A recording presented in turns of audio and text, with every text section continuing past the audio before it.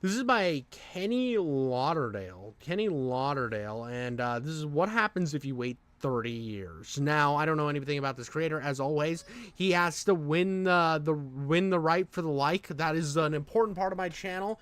If your video is good enough that you hit to where you get that well-deserved like and subscribe, I will give it to you like a bad mamma jamma. But let's roll right into this one, boys and girls. So today I've got another piece of lost media for you, and by that I mean really lost, as in, this is the first time anyone has even seen what this anime looks like in the past 30 years, and today we're gonna talk about it. So to catch you guys up, a while ago I did a video discussing a TV show from the 1980s called Hana no Asuka Gumi. It basically translates to Asuka the Great, and it was about a delinquent schoolgirl making friends and keeping the peace by being the toughest girl in all. Look at her go, dude. Dude, she's a baddie, bro. She's a baddie. What we got going here, dude? I mean, we got me kind of heating up, dude. I'm getting a little hot in the collar here, bro. Ooh. Japan. Each episode she would get into fights with rival delinquents, and its popularity spawned 2 live-action movies and 2 direct-to-video anime that never made it out of Japan. And while doing that video, I hit a little bit of a roadblock. I found the first anime just fine, but everywhere I looked there was this mention of a second anime that I couldn't even find screenshots of, let alone clips on the entire— Dude, was this a Japanese Buffy the Vampire Slayer? Is that what we're witnessing right now? internet. And ever since then, it's gained this kind of mythical status in my mind as something that I would never find, let alone sit down and watch. It's part of this genre that pretty much only I like, where schoolgirls with long skirts and bad attitudes duke it out. And while Wikipedia— Bro's gooning, bro. Bro's definitely got a weird fetish here. We need to like back it up there. You only like shows with schoolgirls and in skirts? Excuse me? Maybe you should broaden your horizon there, brother. Maybe go for a little bit older. Yeah, says that this anime— These are jokes, guys. Calm down. I'm not calling him what you think I'm calling him. He is an EDB 445. I'm just making some little hee-haws, you fucking weirdos. Stop inhaling so much like misted cum in the air and just chill out. exists, one sentence is not a very good Wikipedia article, if you know what I mean. It's actually kind of half a sentence, so yeah, not a lot to go off there. So being the nut job that I am, I dug a little bit harder than just typing it into Wikipedia, and I found bits and pieces of information about this anime all over the internet. A page exists saying when this anime was released and who worked on it. By the way, I love when people go down rabbit holes like this. I actually have a video on my channel. I think it's like the horror game you've never heard of or something like that. And it was absolutely a rabbit hole that I never expected to go down. And I just started and pulling in content into my ass, dude. I was like super sucking with my butthole, dude. Just all this information. And I just knew I had to make a video on it. But outside of one very low resolution image, no actual screenshots of this anime existed. And I know this looks like a screenshot, but it's not. It's just art from some kind of like poster that they use to advertise the anime, so no help there. So then I go ahead and I check Google Images, as people often do. No results, just that same image, and also that thumbnail from the last video that I did on this series, so that's encouraging. My next step was to do it again using the Japanese name. No results there. I checked Japanese auction sites, hoping that I could physically buy the VHS tape. Dude's working so hard for this. I didn't even put I found like some downloads to play the game I talked about, and I looked at it's not my type of game. It's not my era. I was going to just be really mean if I played it because I would have gotten like through the first level and wanted to just like absolutely step into traffic, and I wasn't willing to do that. So I just like talked about my deep dive, and that was good enough for me. This guy's going absolutely giggity schmoodle mode, which is based and cool. Nope, not for sale anywhere. It might be amazing, might be the worst anime of all time for all we know. Who knows? No one has ever seen this thing. And that's usually a really bad sign too, because there's almost always some guy with one copy of something on the internet asking some insane price because he's the only one who has it. So finally something does show up. They made a soundtrack for this anime, and it has some artwork, but that's not a screenshot, so still, kinda don't know what this anime looks like. Over the following weeks, I kept checking Japanese auction sites, and eventually something substantial does show up. Some animation cells go for sale. These were physical pieces of the anime, so now that I know that— Dude's gonna find the entire storyboard before he finds the actual anime itself.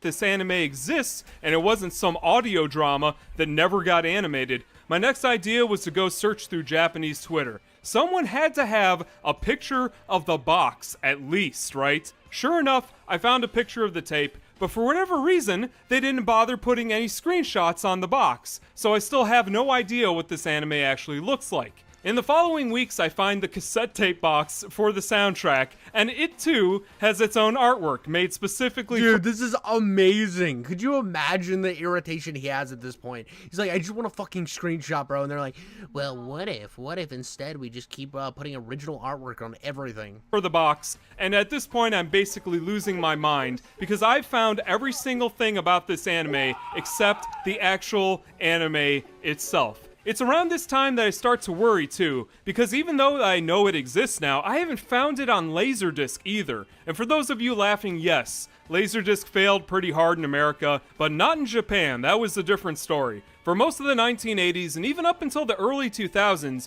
you could get almost any anime that you wanted on Laserdisc. And I'm talking good anime like Big O and the JoJo's Bizarre Adventure that the kids like these days. If an anime came out, it almost always had a VHS tape. Dude, it's so crazy because like Laserdisc was like wildly it was like so ahead of VHS in so many ways, but it just did not take off.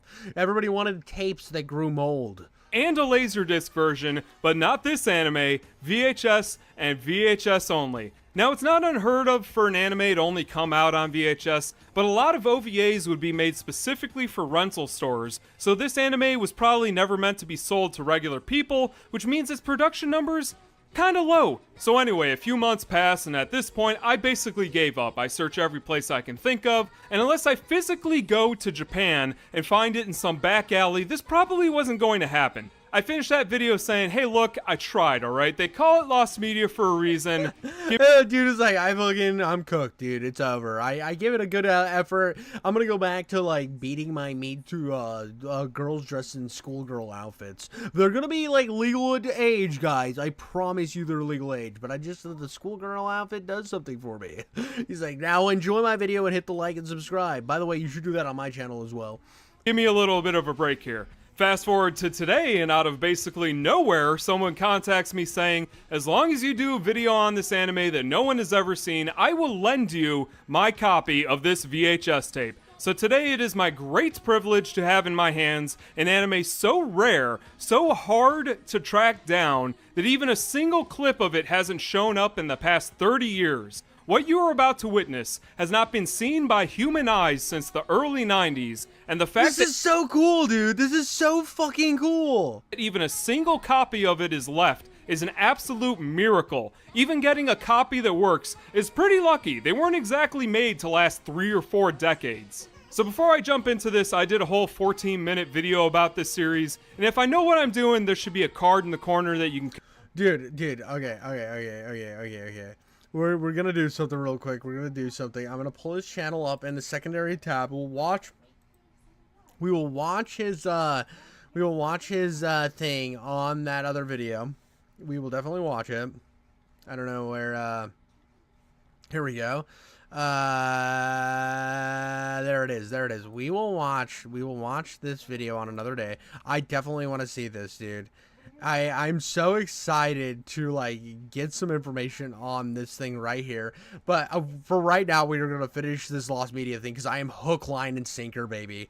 Catch up with. With that said, let's take a look at this anime so it can stop being lost media. Oh, and spoilers, I guess, for this anime that no one on planet Earth besides me is ever going to watch. Hey, droid! Oh god, it already has better acting than this ad, dude. Hey, droid! We're the new Disney show that nobody gives a shit about.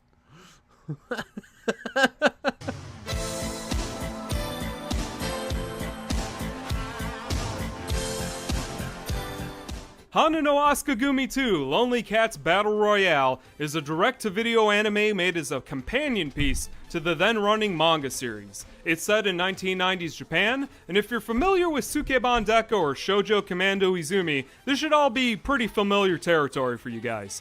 The story begins with an acquaintance of Asuka's, the only male character in this entire anime, stopping a fight from breaking out on a subway train. Someone wants to cut off a piece of his girlfriend's hair, and he just narrowly breaks it up for reasons that'll become apparent later in the anime. Fast forward to another part of Japan, and Asuka's just minding her own business, as she usually does, having a fight with 3 delinquent schoolgirls trying to make a name for themselves. But as Asuka roughs them up... Dude, she's like, you want to mess with me? I got a coin on a chain, bitch. You don't want to you've gone to the wrong neighborhood. Yeah, don't go into my hood, bitch. I will coin the fuck out of you. He drops... I was like, I will throw this coin into your vagina just like a vending machine. I will mess with that slot. Some sort of calling card with the name Strawberry Milk plastered on it. Now, Asuka doesn't know this at the time, but a tournament between every delinquent schoolgirl in the country just started, and she's become target number 1 without her permission. Every Sukeban with a reputation has been brought into this, and the battle royale won't stop until there's only a single girl standing. Also, did I mention... Bro, we got a Yo-Yo Hakusho delinquent girl anime, bro. Let's go. That Asuka is 14 years old. That would make her instantly regret the vagina joke I made. Instantly regret it. Oh, I don't know, the same age as Minky Momo when she was rising through the ranks. And I know it's an anime, but I can't help but laugh at that idea. Anime is serious business. So who started this tournament and why? Well, behind the scenes, 2 rich schoolgirls just started an underground gambling game where people bet on the winners, and whoever wins each round gets exclusive rights in their shady underground dealings. The opening scene was actually... This already sounds like an amazing anime. I'm really hooked in. A starting bet to see if someone could get a lock of hair off the Silver Ghost biker gang's... By the way, I feel like this guy already deserved this. He already gets to subscribe and like. I mean, come on, dude. The guy's killing it. He's putting his full-length shaft on the screen for us all to see. He obtained an anime that is like dead to the entire world and internet. This dude deserves more than a like. He deserves like a good slow blow. Mascot. Other targets are getting picked off one by one too, and pretty much all of them are people Asuka knows personally. And I mean like really personally. Even the creator of the series is on the tournament board. One of the tournament fighters is listed as a Takaguchi Gumi, which I can only assume is the manga author Takaguchi Sadosumi sneaking into her own anime. So Asuka slowly starts piecing things together, and she's got a fairly good idea who's behind all this. But just as she starts to figure things out, she gets jumped in a park by what I can only describe as Sukeban ninjas. I would love to know who actually animated this fight, and it's probably... Dude, this is incredible, dude. I'm already seeing this action and stuff. This is really good artwork.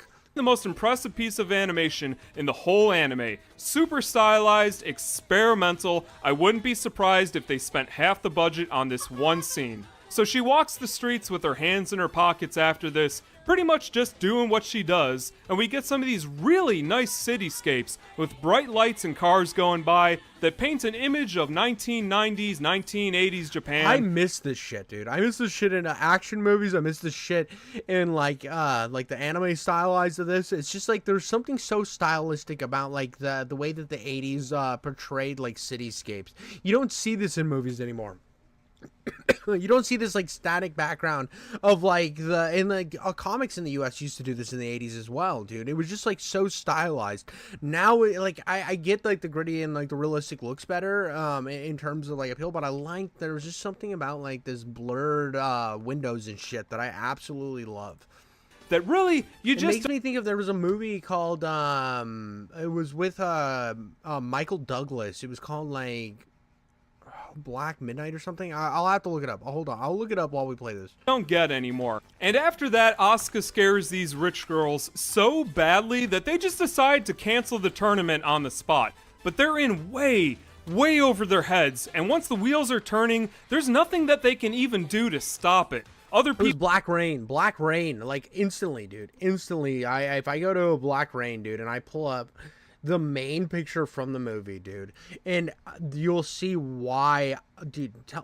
Tell me you don't like fucking see it, dude. You don't see the resemblance of this, dude. You don't see like the stylized look of the same shit, dude. It was like this was 90s as well, but that early 90s, 80s like vibe, dude. Oh, I miss that, dude. I miss it so much. I loved movies like this. I love movies like the old Stallone films and stuff. It was just a different era where it was just like you could cut back and have something cheesy but fun at the same time. No, it was 89, so it was definitely released in 89. So late 80s, early 90s. People are placing bets on these fights that are way scarier than Asuka is. It's around this time we get a bunch of flashbacks that actually tell us what Asuka was like before the series started, and we get introduced to her mentor, a character I'm sure is expanded on in the manga. None of this is going to make any sense for people who haven't read it though. The finale is a fight between Asuka and her former mentor, and there's a lot of romantic tension between the two, but it's all conveyed through fist fighting and gold coin throwing justice. Some really nice slow-falling snow falls during this entire scene, and there's something about old anime snow that makes me feel nostalgic for the 1990s. I'm probably having... Dude, it's not just that. It's like all of this era. It was even like 80s and 90s movies did this really well.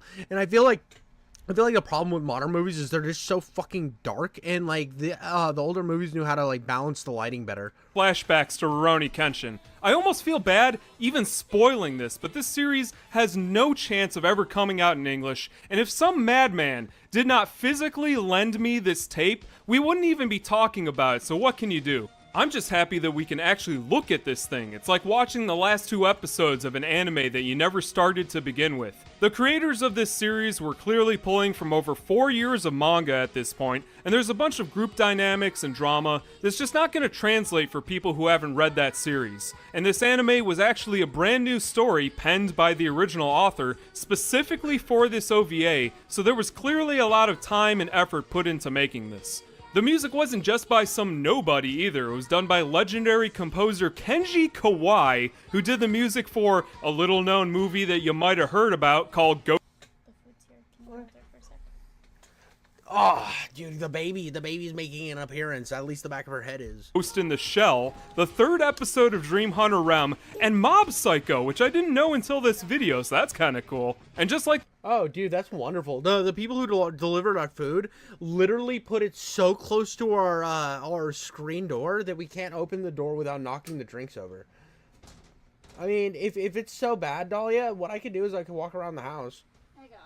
The first anime, Asuka was voiced by legendary voice actress Tsuru Hiromi, who voiced such iconic characters as Ghost Sweeper Makami, and also Bulma from Dragon Ball Z. So it wasn't just a bunch of nobodies who worked on this. To drive that point home, this series is still getting new chapters, and I mean really recently too. Bro, this shit's like that Detective Conan shit where it just is constantly going for the rest of time. Hana no Asukagumi Infinity just came out in July of 2019, and if they had any intention of putting this out there, then that boat just sailed, but boy is it an interesting piece of anime history all the same. Oh, and if you're watching this video and it's suddenly not lost media, or a copy of this goes for sale at some insane price, look, I'm not a time wizard, so if the impossible happens and this anime shows up somewhere, then I guess the video did its job, so don't go Bro's secretly like hedging his bets for when he leaks it online. Telling me that you found it, because as of this video, this is all true. I wouldn't go through that amount of work to just make up a lie like that. I don't want to hear stuff like, hey, I found screenshots of this anime, after I just made a video showing you the anime, so cut me a little slack here. I'm sure it'll be all over Google Images the day after I put this out. And if you want to see more videos about these weird anime that really only I care about, all you have to do is hit subscribe, then you gotta hit that bell, then you gotta click that be notified about all videos. Dude, I have to say I love videos like this where they go into lost media and they like actually are able to find it. I mean, just because I've done like stuff like this, it's just such a fun rabbit hole to go down.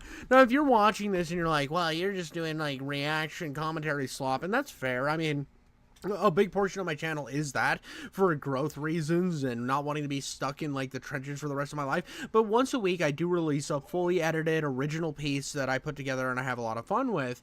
And when I go down these rabbit holes, there's just something about like the intrigue and the interest of it all. Like, I went down a rabbit hole, not just the one I was talking about with the horror game, but I also went down the rabbit hole of Soldier of Fortune, right? So Soldier of Fortune magazine, it was such a popular and influential magazine for such a long time. But it's almost become lost media at this point because it's so hard to find any information about it, which is weird for something that big and influential. So when I went down the rabbit hole, it was like I was trying to find videos, I was trying to find like information on it, and I just kept running into roadblock after roadblock after roadblock. And that's why I ended up doing such a big deep dive on my Soldier of Fortune video, even though I was only originally planning on talking about the game, because I wanted to learn the intrigue about it. I was asking older coworkers, I was asking like my parents and grandparents, what was the lore of Soldier of Fortune? And it's this type of stuff that I find very, very interesting, to where you have this bug that's eating you alive, and eventually you do have to put out the video, irregardless of how you found it, or if you didn't get to the conclusion you got to. At a certain point, sometimes even just talking about the journey to it is enough to get people to maybe click on that video and provide you with even more information. And that's something that's cool about YouTube and about social media, because at any point we can like have this this collaborative effort to like build upon these ideas, to build upon, to like create this giant web of different people like feeding in. And I think it's really cool, and I just love that I can be even a part of that, even with making this, that it can maybe inspire somebody else to be like, oh, I want to go on deep dives about different things, and I want to do this. And it's just like, it's cool. I just really love this entire like ecosystem that we're living in, and how like inspiring it is to just be able to like engage with this giant like cool ecosystem. I mean, because it does suck that media dies, but at least there's people that are willing to like to put videos out, to talk about it, to like shine a light on it, and that way that the past doesn't just like die away in the past. That's all I got for you guys today. Thank you so much for watching, and I'll catch you on the next one.